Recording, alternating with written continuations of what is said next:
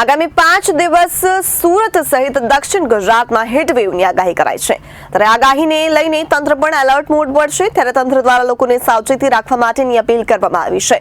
ત્યારે હીટવેવની આગાહીને પગલે લોકો પણ સચેત થયા છે। કાર્યક્રમ સ્થળે જેને લઈને વિશાળ મંડપ તૈયાર કરાયા છે। સુરતમાં આગામી 5 દિવસ સુરત સહિત દક્ષિણ ગુજરાતમાં હીટવેવની આગાહી કરવામાં આવી છે।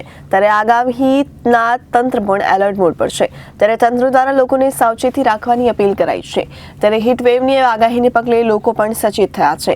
ત્યારે કાર્યક્રમ સ્થળે વિશાળ મંડપ તૈયાર કરાયા છે। કાર્યક્રમ સ્થળે મોટી સંખ્યામાં લોકો આવે તેવી સંભાવનાને લઈને વ્યવસ્થા કરવામાં આવી છે।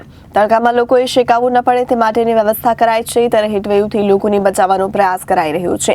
ત્યારે ઉધના વિસ્તારમાં 4 દિવસ જૈન સમાજ દ્વારા કાર્યક્રમોનું આયોજન કરાયું છે। જે આયોજનના પગલે 10 થી 15,000 લોકો આવે તેવી શક્યતા છે। જે કાર્યક્રમને લઈને આયોજકો દ્વારા વ્યવસ્થા કરાઈ છે। ત્યારે ઉધના સ્થિત તેરા પંથ ભવન ખાતે આ કાર્યક્રમનું આયોજન કરાયું છે। ત્યારે અક્ષય તૃતીયા વર્ષ પારણા મહોત્સવ અને જૈન ભગવતી દીક્ષા મહોત્સવનું આયોજન કરાયું છે। આયોજનમાં 200 જેટલા તપસ્વી હાજર રહેશે। ત્યારે કાર્યક્રમમાં આવતા લોકોની સુખાકારી અને સગવડ માટેની વ્યવસ્થા કરાઈ છે। ત્યારે સુરત જૈન સમાજનો ભગવતી દીક્ષા મહોત્સવ લોકો માટે બન્યો રાહતનો માર્ગ। ત્યારે ઉધના સાઉથ ઝોન સામે આવેલ તેરા પંથ ભવન પાસે રોડ પર મંડપ બનાવાયો છે। કાળઝાળ ગરમીથી બચાવવા મંડપ લગાવવામાં આવ્યો છે। ત્યારે 30 એપ્રિલથી 2 મે 2025ના રોજ સુધીનું આ કાર્યક્રમનું આયોજન કરવામાં આવ્યું છે। મારું નામ એડવોકેટ દેવેન્દ્ર બોકડિયા જૈન છે।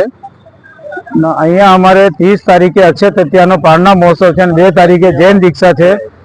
એના લીધે અમારા સમન સંઘના સ્થાનકવાસી જૈન સંપ્રદાયના આચાર્ય શ્રી મુનિજી મહારાજ સાહેબ 70 સાધુ સાધ્વીઓ જોડે અહીંયા પધારવાના છે 23 તારીખે। એના માટેનું આખું આયોજન કરેલું છે। આ આયોજનમાં અમે લોકો અડધા કિલોમીટર સુધી ઉપર ટેન્ટથી છાયા કરેલી છે, કેમ કે સરકારે હીટવેવની આગાહી કરી છે। આ હીટવેવ જે બહારથી આવેલા જે દર્શન કરવા આવે છે એમને આ હીટવેવનો પ્રભાવ નહીં પડે એ લોકોને તડકાના બચાવ માટે અડધા કિલોમીટર સુધી ઉપર ટેન્ટ બાંધેલું છે। આને લીધે અહીંયાના જે સ્થાનીય રહેવાસીઓ છે જે અહીંયાથી પસાર થાય તો છેલ્લા 15 દિવસથી એ લોકોને પણ આ તડકાથી હીટવેવથી બહુ રાહત મળે છે। એ લોકો એટલા પ્રસન્ન છે, એ લોકો એમ વિચારે છે કે આ બધી જગ્યા અગર એસએમસી આવો છાંયડો કરી દે તો કેટલી રાહત મળે। Bureau report Janadesh news Surat.